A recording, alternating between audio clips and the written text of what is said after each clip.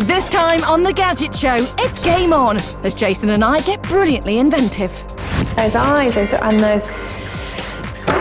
We compete to create the cleverest, trickiest and most utterly addictive games that we can. Bullmeister! Blow the door! Hi. But will they be something you can enjoy in your spare time? Yeah! Or games that are a complete waste of time. Stand! Also, John goes all Dr. Dolittle, but has to do a lot to clean up after the rhino. Ooh. And Pollyanna and I prepare for our holes, choosing the travel apps you shouldn't leave home without. You can hear it played back to you.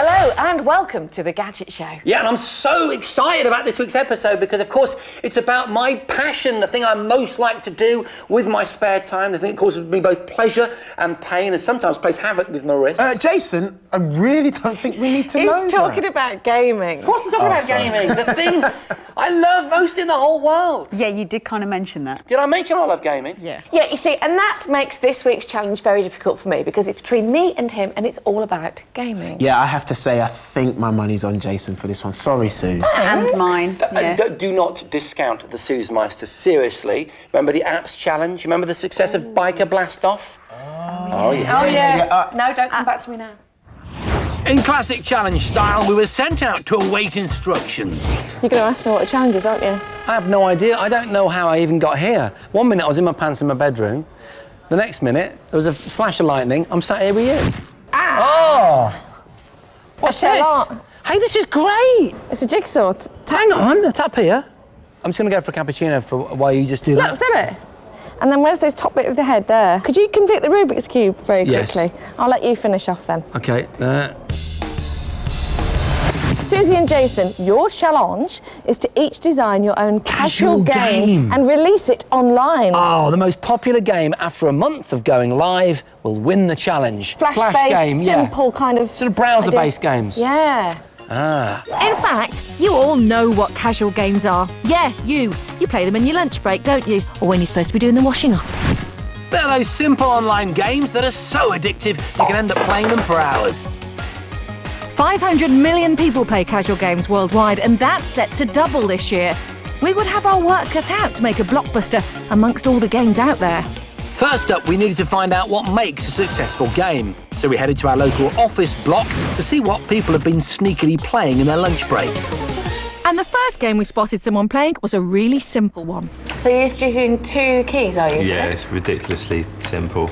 90. Oh, you paused for a second there. Oh, good score. Oh, and down here you can share it with your mates. This was definitely something we needed. Our games had to have some sort of incentive to do well. Do you play games on the internet? You know, like flash games and stuff? Yeah, sometimes I do. Really? What, when you're working? Yes. Oh, you could have said your lunch hour there instead of... What'd you play? Bejeweled. Bejeweled is one of the giants of casual gaming, having sold 50 million copies of its downloadable version with countless more hits of the free online version. What is it about that you like? I just like it. It's like easy to play and it's not sort of really complicated. Where hardcore computer games can take hours to complete a level, casual games typically take 5 to 15 minutes. So a simple concept like this was a must. The simplicity of Bejeweled, just pick it up and just play with it, and also kind of brightness, the colour. vivid, I know, but it's something as simple as that. Realistic physics seemed to be a selling point for this skiver. What are you playing right now? It's just mini clip, 8-ball pool.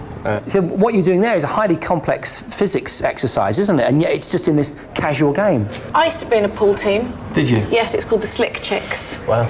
Nice. We were pretty good. Can we move on to the next person? Yeah. And the casual games police weren't done yet. Another Bejeweled. Yes. Bejeweled 2. I just get a kick out of blasting the jewels away. Why? You should be working, man. What are you doing? No, it's just too addictive, this. A single button press. In fact, the whole office seemed to be filled with people playing dozens of different casual games. Oh, God, well done. So that's interesting. So we go from one space bar to one mouse. And what's different about this game? No colour at all. Our next victim had gone for a familiar game. I'd just like to choose something that I recognise. It's not difficult to know what that means for us, is it? Well, not really, no. Could there be a Gadget Show branded game? Thank you very much. But what about something based on a challenge that we've done? And finally, eye-catching graphics were a recurring theme. It looks like it's been made by a child and just screwed up. I really like the graphics. Yeah. It's really cool. It's like really sketchy. Don't close anything down on your browser. It looked interesting, colourful. I'm not really a gamer, and it just appealed. Yes! It's the Verbal Meister! Woo! Our lunchtime research had given us a good idea of a winning formula. In fact, I think I'm formulating the beginning of an idea of my game. Really? Seriously? Yeah. That's fantastic. Haven't got the detail, but I know what I want. No, I know what you mean. I'm not there yet with the concept, but I do feel absolutely sure that I have to satisfy the casual gamer and make it straightforward and simple enough for them. But I want to also stretch it a little bit, maybe use a few more keys to add that layer of complexity for more regular gamers. I'd love to chat, but She's I've got work to do. So, we'd need a simple concept, good physics, some sort of incentive, and eye-catching graphics. But to get our ideas online, we'd need help from the professionals. I'd roped in games design company Two Way Media to help, and I couldn't wait to pitch my idea. What I want to do is make a casual game that was a Gadget Show challenge in the last series. We had to do this hole-in-one challenge and we used a helicopter. So a helicopter picked the ball up, flew down the course, and then we opened the little catcher thing and it dropped into the hole. Do you think that's a good idea? Yeah, no, that's great. You can see that being a really level-based game. First time, very easy to get it to the What should we call it? Heligolf? Heligolf. Heligolf it is. Excellent. Meanwhile, I'd been inspired by a former challenge too, but I was still stuck on the basics. For one challenge, I designed a kung fu kicking machine, a punch bag that essentially punched back in order to teach me kung fu. So I think that's what I'm going to design, a kung fu kicking game with a twist, one that hopefully will KO Suzi Perry. Yeah, there are so many different casual games out there. It's interesting as well because the casual gaming experience does find a different type of audience. So many of the people that we spoke to there, they don't play games on any other platform, not even their phones, but they do play them in the office on the browser. So it's quite tough making a game, deciding which way to go, because we're very different. I like get in, achieve, bright colours, very simple, move on. You are a real casual gamer in that respect, whereas I wanted to try and do something slightly different with this, something a little bit arty. I wanted to go down a kind of style route with it. Whereas I'm a fan of this type of casual game. This is Pirates Love Daisies. The basic premise is defend a daisy patch from hordes of marauding crabs, rats and octopi. And what makes it a great casual game is you can set it up, leave it, come back and check its progress, interact with it, leave it again, come back anytime you want. That's the office experience, that's the key. isn't it? Let me have a go. Go on. Look out, once you'll never get her off this. Die.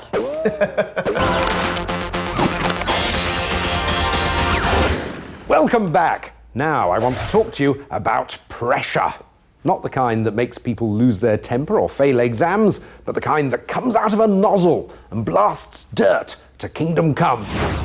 You see, it's a filthy world out there, and keeping stuff clean often requires more than a sponge, some soapy water, and a firm right arm.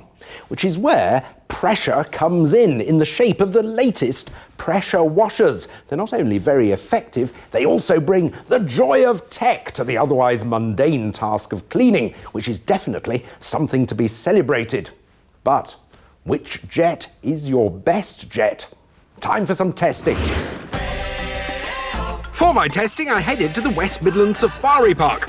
Animals can be very messy, and here I'd have just the conditions I wanted to test my tech. I brought along 3 of the leading pressure washers on the market, from Nilfisk, Bosch and Kärcher, all claiming to take the strain out of hardcore dirt busting. First things first, I'm going to test the pressure washer's pressure by seeing how well each of them can push one of these, a huge dollop of rhino dung.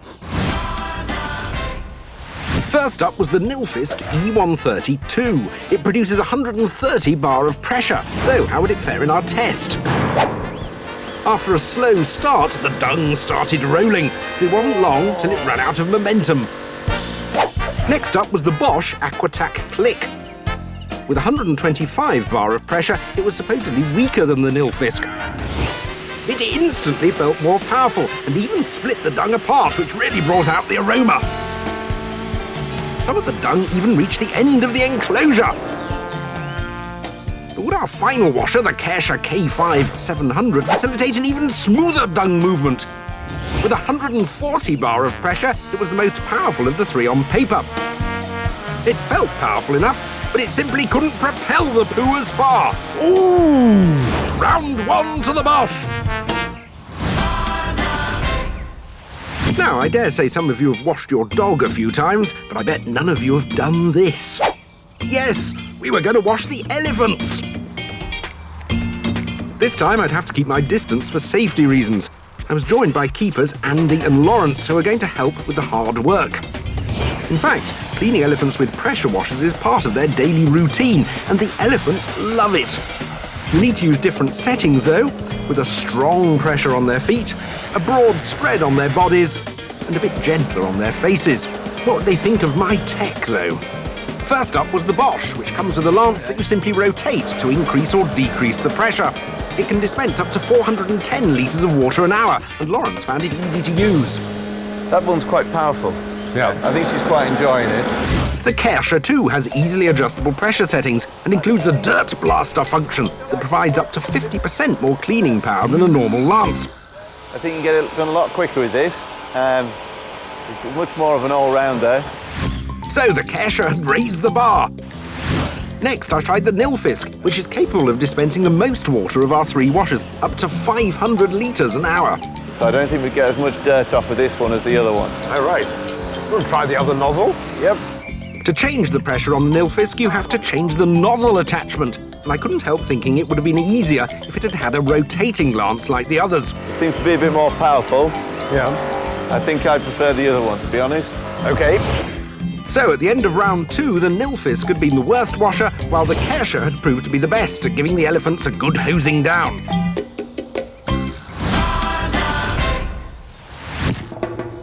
OK, I realise most of you aren't going to be cleaning elephants anytime soon, but my last test was a more everyday one. Car washing. I'd be using 3 of the park's 4x4s that had been allowed to get thoroughly dirty and muddy, and I'd see which washer cleaned them the quickest and the best. First up was the Kärcher. It had impressed throughout. Would it come through our final test unscathed? I think this is doing really well. It cut through even the thickest mud. I'm just leaving it on the maximum setting and going for it. It actually really is cleaning the mud off very quickly. There's a small amount of grime left, but aside from that, you really clean the car in record time. Next up was the Nilfisk. It hadn't done brilliantly so far. Would this round be any different? It's not hopeless, but it's taking quite a long time to clean this. You don't feel as though you're cutting through the dirt, and it's leaving quite a bit of stuff behind.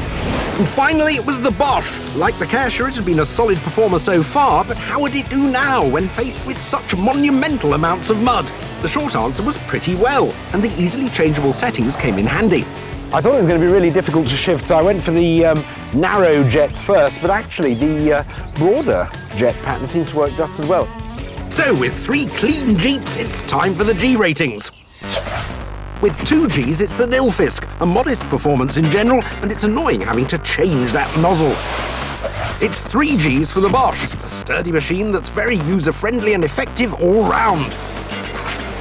But it's 4 Gs for the Kärcher, a washer that packs a real punch with great design and build quality. Now, if you're a fan of gaming, head over to our website at channel5.com/Gadget Show and to our very special gaming page. There you'll find reviews of the latest releases, video previews of the hottest upcoming titles, and interviews with the movers and shakers of the gaming world. Whether you're a casual, mobile, or hardcore gamer, there's something there for everyone. So get clicking.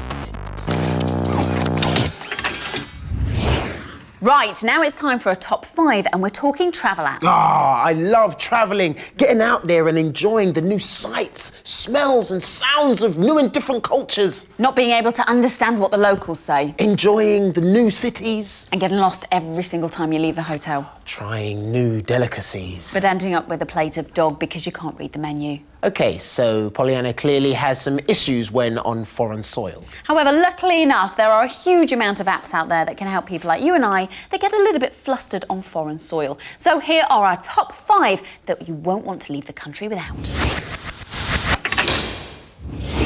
Heading off on your travels can be the highlight of your year. But it can also be a nightmare when you realise you're utterly lost, you don't speak the lingo, and you've packed entirely the wrong things. Happily, there are loads of apps to help your trip go smoothly. So here's our top 5 travel apps. At number 5, it's Postman. You take holiday snaps on your phone and Postman turns them into virtual postcards. Once you've taken your photograph, you can then choose how you want to send it. You can upload it to Facebook, Twitter, or send it via email, which is what I'm going to do to those people stuck in the office. It's full of options to customise your postcard and so much more convenient than those old-fashioned paper and pen jobs. Wish you weren't here, because I'm enjoying this all to myself. Send. At number 4, it's Tripcase. It's like your own personal assistant for all of your travel details. And I need it. You import the basics of your trip, like flights and hotels, and Tripcase supplies the details, from contact numbers and flight reminders to directions to the airport. It'll even message you if your flight is delayed. So with this, you've got all of the details, you've got your terminals you're departing from, you've got your scheduled time. If you've got any problems, you can tap on the telephone, which will give you a telephone number for you to actually contact the airline.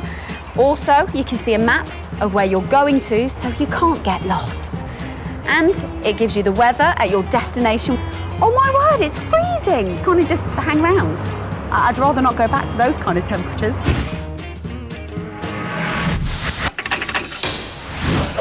At number 3, it's iNap. Indispensable whether you're in Cape Town or Camden Town. It's a great app if you're someone like me who is prone to missing your stop. Maybe you're becoming engrossed in a book or you just fall asleep. What it does is it warns you as you approach your destination. So, you simply enter your destination into the app, then set an alarm for your proximity to it. I can just relax and wait for the alarm to go off.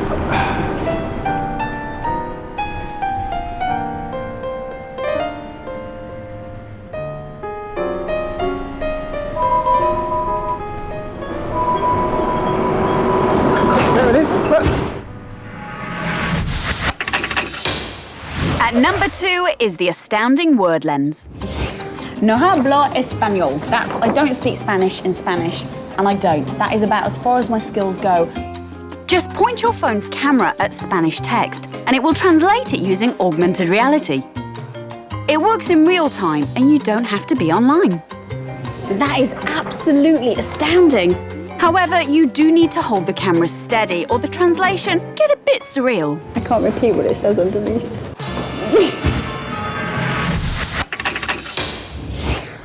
And in the top spot, it's Here Planet.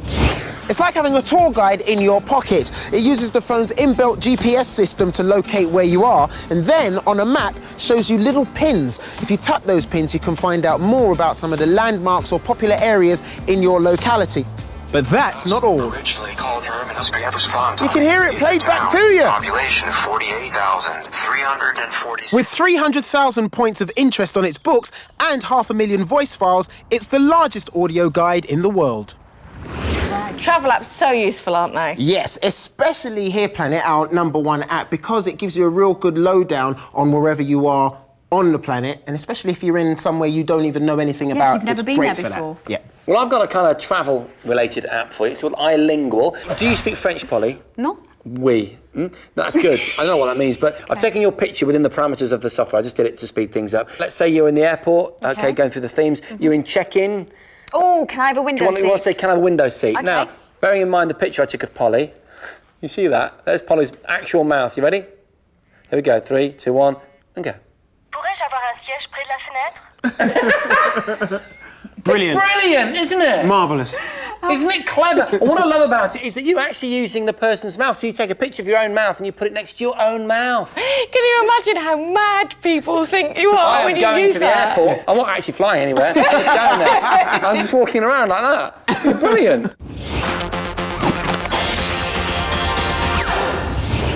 Welcome back. Now, in the 15 series of the Gadget Show, we have driven, ridden, cycled, fallen off numerous types of vehicles, which are all powered by an array of different methods. Anything from plain old petrol to electricity, wind, water, and even air. But on our recent trip to South Africa, I came across something that I was told could prove to be the future of personal transport. The word on the street is that the days of the petrol car are numbered. After decades of burning through the Earth's resources with gay abandon. Oh my God! Scientists reckon our pumps could run dry in the near future, or at the very least, fuel will burn an ever-increasing hole in our pockets. But fear not, the world of tech is on the case, and one solution to the future of transport is the hydrogen fuel cell. It's appeared in labs, then in cars, and even a plane. And I'd come all the way to the Tshwane University in South Africa to test out the latest hydrogen-powered vehicle. Hell yeah! Look how quick I'm going! It's a trike. Woohoo! In fact, it's an ice cream salesman trike, a modern version of these three-wheeled bad boys often seen gracing the streets of Pretoria. I always wanted to be an ice cream lady. Look, I've got the kit now. But this one's given an extra kick using zero-emission fuel. Now, the bike is powered by hydrogen gas, and there's a tank just on the back of the bike. Then what happens is the gas is pushed into the fuel cell, and the fuel cell then converts it into an electric current, and that's what actually powers the motor. The only byproduct from a hydrogen fuel cell is actually water. Therefore, no stinky fumes, just clean, fresh air. When you pedal, the fuel cell kicks in to make the pedalling easier, just like electric bikes that we've seen in the UK. Well, not just like them. After all, this is a prototype, and the power assist didn't seem all that powerful. In fact, it was a real slog. Believe it or not, the trike was designed with help from a motorbike designer world famous for his work with Ducati. Oh, power assist is kicking in. OK, so it might not be the sexiest bit of gadget you've ever seen, but hydrogen-powered vehicles might really help the people of rural Africa. With just 100 grams of hydrogen stored in its tank, the trike can operate for up to 5 hours and reach 25 kilometres per hour. I'm flying! It can carry 100 kilos and will cost less than 500 quid. Now, with this being the first prototype, it is a trike. However, there is talk of making it a two-wheel power-assisted bike. Can you imagine all of us riding around on things like this in the future? Ollie, what was going on there? Yeah, I know. I must admit, it didn't kind of live up to what I thought it would. Well, I mean, the technology's there, though, isn't it? Yes. It's there. And how many times have we seen in the last 7 years of the Gadget Show, technology big, unwieldy, and then suddenly, even within the span of 7 years, it's much, much smaller, more manageable and more powerful. So it will get there. It just takes time. It's got to sell ice creams in the interim. In the interim, yeah. One or two.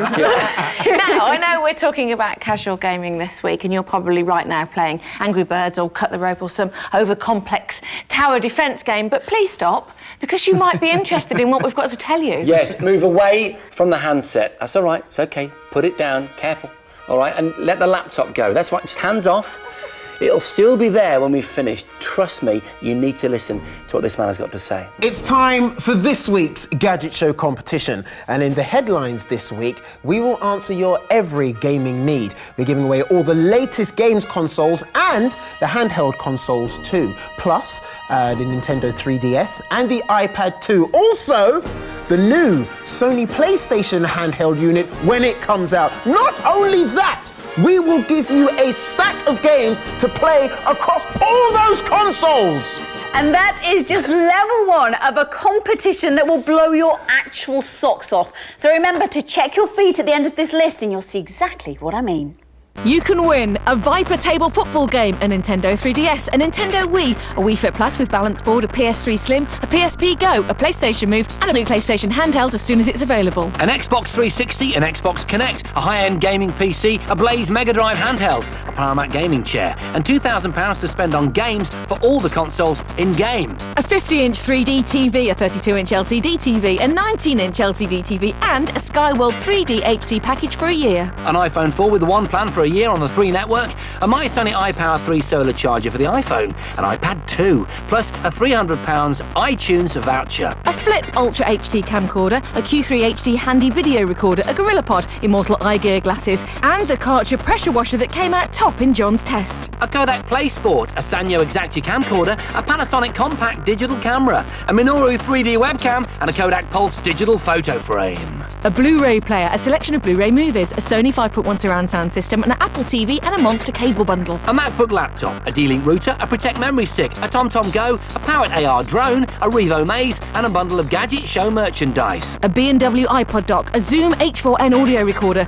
Urban Ears headphones, Monster Turbine Pro earphones, an Edifier all-in-one micro speaker system, a Dyson Ball vacuum cleaner, an Oral-B electric toothbrush, and a Panasonic bread maker. A Gillette Fusion razor, Nike Lunar Glide Plus running shoes, a Berghaus rucksack, a Seahawk suitcase, a Uniros Easy Charger, Berghaus walking boots, an Aladdin flask, and a Swap Nova mini smartphone. Our top 5 remote control flying gadgets and our top 5 toys. A Samsung netbook, a Western digital hard drive, a Kodak printer, Windows 7, a Tech Air 4503 gadget bag, and free broadband for a year from PlusNet. A Slingbox Pro, a Kindle e-reader, an Arcos 7, a Pure DAB radio, Bose Quiet Comfort headphones, and an iDeck speaker. An iPod Nano, a Duracell Daylight 3 torch, a Kinex video coaster, a Rip Rider 360, a Zyklone blaster, and a Mattel Mindflex. A Mini Cooper RC car, Air Hogs Zero Gravity car, Arctic Super Soaker, a Hexbug Nano, an Air Hogs Veteran Wave, 2 AK-47 water pistols, and an Air Blasters dart gun. A Mezzo folding bike, a Marin mountain bike, a Villiers Escape road bike, and Land Roller skates. A Tefal Actifry, a Pro-Q barbecue, a Philips juicer,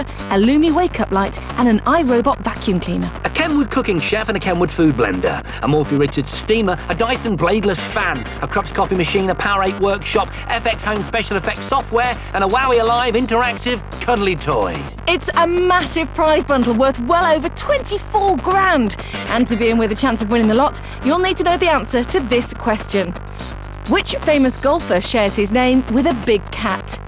Is it A, Jack Nicklaus, B, Tiger Woods, or C, Lee Westwood? To enter, call 0904 1616 555 or text A, B or C to 63555 or send your answer, name and contact telephone number on the back of a postcard or a sealed envelope to the Gadget Show 1508, PO Box 46556, London N1 0WW. Calls cost £1.53 from a BT landline. Calls from other networks may vary and from mobiles will cost considerably more. Texts cost £1.50 plus one message at the standard network rate. For rules, go to channel5.com/win. Lines close at midday on Monday the 11th of April and 3 days later for postal entries. And of course, we'll show you the question again at the end of the show. Good luck! Right, it's time to return to this week's challenge, in which Suzi and I have been tasked with creating and designing our very own computer games. Yeah, we're talking casual games, so the kind of free flash-based games that you find on the internet, like Line Rider or Bejeweled, that kind of thing. Yeah, we're talking about the kind of flippant, throwaway, instant gratification gaming experiences that you use in an office environment.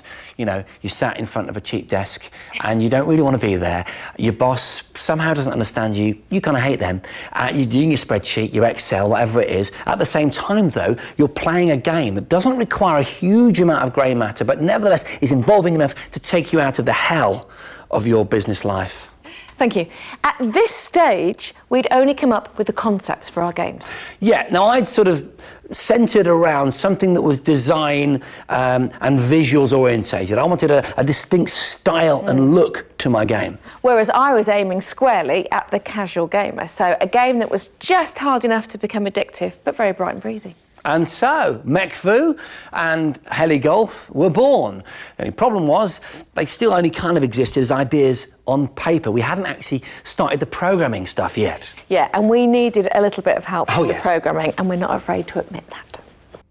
I decided to call on some old gadget friends, developers running in the halls, who designed some of our amazing refereeing tech last series. Hey man, how you doing? Hi Jason. Yeah, it's great to see you. So the concept that I'm looking to try and realise here is a fighting game, a sort of kung fu fighting game, full of Eastern promise, you know. But the twist, for me to absorb elements of the people that I'm fighting. So as I go through the game, I become much, much bigger. They'll still have to have some kind of a weakness there as well. But as a basic concept, what do you think? It's totally doable. We'd have to get our art worker, Joe, to come up with some concepts, and we'll see how close that is to your sort of original vision. So I want to chuck in a bit of steampunk, a lot of mechanical stuff, cogs and wheels and whizzy things. If we make something that is truly beautiful, but also good to play, we've got a winning combination. Meanwhile, I was making leaps and bounds with my heli golf team, and one of the things I was really keen on was giving the game realistic physics. I want you to feel what it's like so we can get the game as close as possible to real life. So here we go. With a toy heli, you need to control several planes of movement at once, and you can't rest for a second. Come back. Come back. Watch out, watch out, watch out. This game might be harder than I'd thought. You know what we could do? We could, like, if there is some damage to the helicopter, we could reflect that in the game score. Who said making a game wasn't fun? Back at Running in the Halls, my designers had taken my design brief and made it a stunning reality. This is incredible. Thank you. Is the character definitively you, though? I really like this character, but actually, as a sort of iconic thing, those glasses are quite memorable, aren't they? In we can definitely emphasise the glasses. This is great. This is really fresh. Suzi Perry, you have seriously got a fight on your hands. I didn't know it, but my ideas of hot graphics were the polar opposite of Jason's, and I drafted in graphic designer Paul Dunn to help. Well, we'll start with the general Suzi avatar that we've already got, and we need to give it a lot more golf. Say pink on the top. I'd gone not for dark and moody, but sunny and bright. Oh, look at them! They look brilliant. They're sort of sexy and a little bit golfy, aren't they? A little bit golfy, mainly sexy. It's that big head and those eyes, and those. It's great. Both our game's graphics were looking mighty fine. But it's not all about looks. The sound effects of a casual game can be just as important as the visual effects. Think about those satisfying pops in balloons, for example, or the clanking of the jewels in Bejeweled when they hit each other. That's what we've been working on, and we think we've got it. Guess who? I'm glad you've rung, actually. I want you to listen to something. Listen to this. That, my friend, is the sound of success. It's the sound of me beating you and whipping your little behind. But I wanted to add even more incentive to my game with some personal encouragement. Hey, well done. Have another go. Hover. Now drop it. Yay! Suzi's dulcet Midland tones are all very soothing, I'm sure, but I preferred to work on the music for my game, something dark and electronic. So I drafted in the professionals to help me. Rose Dodd and Monty Adkins are renowned composers and sound designers, and they really understood the feel I wanted my game to have. That sounds great. We were well underway, our teams working day and night to code the games, but time was running out. Yeah, but don't you think that bit's too hard? In only 1 week, we'd need to launch the games and leave our success or crushing defeat in the hands of the public. It's like 3 punches and the guy's gone. He needs to slow down. It was time for a first look at our creations. So, there is a tutorial, but we'll leave that for the moment and let's get straight into the game. Let's have a go. Yeah, it's quite reactive, isn't it? It's just getting used to it a little bit. I soon found myself completely hooked. It's fantastic. It's everything I want. It's clearly addictive. It's bright. It's simple. I love it. Fantastic. I just hope everybody else loves it too. I was genuinely nervous about my first look. Oh, yeah! Instantly love it. It doesn't look like one of those cheap, off-the-shelf flash games, you know? You know what I mean? But when I looked closer, I realised the gameplay needed serious refining. Even though it's just a quick, casual game experience, the object collision is a bit of an issue that we need to make it clearer when you've actually hit one of the characters. Does that make sense? That makes perfect sense. We can do this. We're going to do it? Cool, we're up for that. Yeah. Fantastic. There you go. Thank you. I've got a bit of a confession to make, Suze. I've been playing a lot of this game. In fact, I've actually finished it. And hole 19, the bonus hole. On the moon. I'm right, aren't I? Yeah, it's on the moon. Yeah. Yeah, brilliant. And my little boy's been playing it as well. What I love about it is its simplicity, and yet its totally addictive quality. It's quite difficult, actually. It is. There's nothing simple about the physics, though. Very, very, very good coding. Well done. Cool, thank you. You can play both of our games, by the way. They're live now on the website, channel5.com/Gadget Show. But don't play until after the show's finished. You'll never come back if you start playing these games. Yes, very soon you will find out which of these two game designing behemoths has created the most successful game. Will it be Jason and his mech fu helping him to kung fu his way to victory? Or perhaps Suzi, has she created a new Angry Bird? Or will she just become an Angry Bird? You will find out after this break. Okay, ready? Drop it. Go on. Hey! In the hole!